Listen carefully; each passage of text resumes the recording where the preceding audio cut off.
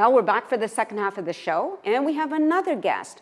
This is a person I met many years ago at Toastmasters. It seems I met so many people at Toastmasters, so she's just another one. Well, I don't mean it just, but she has an interesting, a list of things that she's done in her life and is still doing. I would like you to meet my friend, Cora Price. Cora! Hi. Thanks so much for coming on the show. Love your hair. Oh, love yours. So, please have a seat. Thank you. Oh, thanks again for joining me. My pleasure. Well, us, because the viewers, right? Yes. I read your resume, your bio. I was going to say resume. It's kind of like a resume, but your bio. Short form. Yes, and you mentioned gathering no moss. Yes. Yeah, well, you better explain to everybody what you're talking about. Well, I tend to be a bit of a busy person. I like keeping active, and that means doing many different things. Such as? Such as, I have a blues society that I founded, and we hold regular ticketed events with musicians and bands, and we also have a jam session we hold once a month. Back up a minute. You started it? I started it, yes. Oh, when did you start that? In October 2013, I was complaining to my husband about not having any local live music to go enjoy, and having to travel to Vancouver and Washington State. And I just turned to him and said, I guess I got to stop complaining and just do something about it. So that's how it all started. Oh, okay. So now where does this happen? It happens for the most part, in Abbotsford. Most of our events are held at the Eagles Hall on Essendine in the old downtown area of Abbotsford. We have a couple of other venues we have held events at, but the Eagles Hall has a good feel to it and a good sound, so we tend to stick to there pretty close. Now, you mentioned your husband. His name is Yes. Bill, right? Because I have met Bill. him. Does he help out with this at all? Oh, yes. I couldn't do this alone. In fact, there's way more than just Bill that helps me out. We have a membership and a board and volunteers, and all of them combined create what we've got going on, which is something really wonderful. But Bill has been my go-to, I guess you could call it. I love him in that he will do whatever I ask him to do, which not many spouses will necessarily do that, but he's been very, very supportive and very good that way. Now, I went to an event. Yes. It was a fundraiser. Right. It was a Halloween party fundraiser for a band and a duo act that we sent recently down to Memphis, Tennessee to compete in the International Blues Challenge. So Bill and I got to go as well. It wasn't supposed to work out that way. I had a board member that was actually doing most of the organizing, and he was supposed to go down, but as it ended up, he couldn't because of medical reasons. So we ended up going down, and that was at the end of January, beginning of February, and it was a one-week trip. Wow. Now, how did they do at the event? Well, our duo act got into the semifinals, which was awesome because there is like 240 bands and duos competing. This is not a small event, it's a very large event. It was their 33rd year, and there are people competing from all over the world. So our duo act did very well. Our band, however, the main fellow, who is James, oh my goodness, I remember I was there, I saw him. Well, yes, I want to say his drummer's name, which is also James. Anyway, I will come back to that. He ended up getting sick, as did Bill and I when we were down there. Many people this year, due to the virus that's been going around, that cold flu, it took down a lot of people. 80% of the people that were down there ended up getting sick with it, which is really high.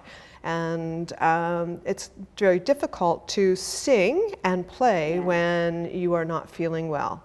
And so he still played all the showcases I had lined up for them, as well as the competition, but he only made it through the first round, which is 3 shows. So he did very well, considering. Considering he wasn't feeling well. Yeah, for sure. Yes. Okay. So now let's switch topics. And sure. You are on the radio? Tell us about that. So out of the Blues Society, I approached a blues show host that was on civil radio at the University of the Fraser Valley in Abbotsford. His name was Chuck Anger, and he has a show by the name of Boogity Shoe Blues Show. He had. Unfortunately, within 3 months of me contacting him, he passed away. Oh. So my I had been coming on and helping him, and the station approached me and asked me if I would continue on with the show. So I didn't want to take on anything more. However, it's enjoyable. Yeah. And Bill also helps me out with that. He does Bill's Blues birthdays and records all the information that has to be recorded when you do a radio show, such as public service announcements, station IDs, how much talk time we have, and such. So I do Saturdays 3 to 5 p.m. And I really enjoy it just because I get to feature a lot of new musicians or new CDs coming out and give our Canadian artists a place where they're being played, and they then start getting on the charts, which is critically important for any musician who's trying to become a professional and advance their career. Right. Now, do you get paid for this, or is this a volunteer position? It's all volunteer. Kind of like what I do here. It's sort of... It's for the love of it, isn't it? It is. Yeah. It's the passion of arts in particular. I feel very, very strongly that music plays a very integral part to our mental health. Therefore, this perpetuates that. And the other thing that I feel strongly about and am moving towards this year is trying to get more youth involved in music. We were able to sponsor a youth band down into Memphis this year. However, I had no local band to send, and I was approached by Puget Sound Youth Music Association, and we sent a band from Puget Sound under our auspice. So I'm just going to ask her about her photography, which you mentioned in your bio. Tell us about that. Well, again, it's something that I do with passion. It's not a paid thing I do at all. However, attending music events and such, I love capturing artists in the midst of what they're doing. You get great expression and movement and color and all those other things, and also capturing the audience participants. One year at the Mount Baker Blues Festival, I decided to take some crazy glasses with me, and I went around the festival getting people to put the glasses on and taking photos. Oh, marvelous. So that was so much fun. 250 people put on the glasses, including a lot of the musicians as they were coming into the grounds, in the car, and it was like crazy. It was really crazy because the one pair of glasses were like you were on an acid trip. It was psychedelic, and people would put them on and go like, "What is this?"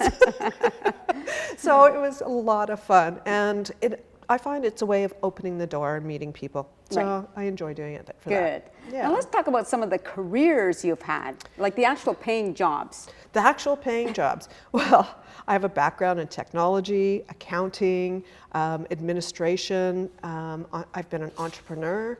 I've started a number of businesses, and I've also helped a number of small businesses prosper from being 1 to 2 of us in their basement to being 13 to 15 employees after about 3 years.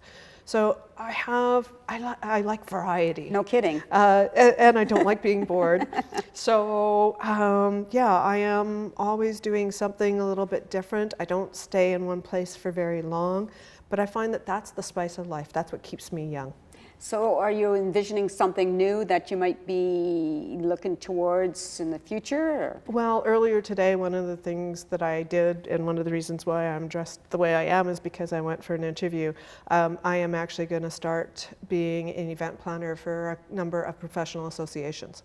So, what kind of associations? Like what kind of events? So they are accountants, estate planners, so professionals in that realm, but almost all within the financial or accounting industry. And so you're doing this because like you have all this time on your hands, right?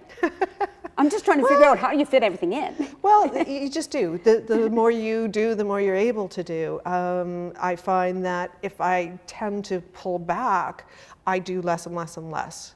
So keeping busy means that I'm able to manage my time really well and fit a lot of things in. I'm able to do it. That my whole life has been that way from a young child. Yeah. Now speaking about life, do you have siblings? Oh, I do. I have 9 siblings. 9, eh? Yes. We still outdo you, but go ahead. I know you do. So where are you in the order? I am in the middle. Oh, okay. So yes, I have 4 older, and then 5 younger than Right. me. Yeah. And now I know you have one son, is that correct? That is correct. And tell me about your son.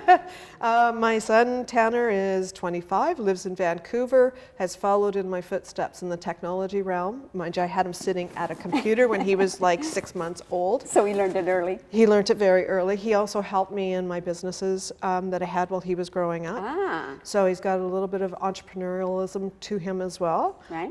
Works for a company that creates custom programs and websites for nonprofits. So now when you're not doing all of these, either working or volunteering, or taking pictures, what do you do for leisure time? Again, assuming you well, the want music is a lot of leisure time, right? So we tend to go to music festivals. We take the summer off from doing any of the volunteer work and just go to festivals and have downtime and meet people and just enjoy ourselves. We camp. Right. I used to hike a lot. I've had some issues with my ankle the last couple of years, but I like being out in nature.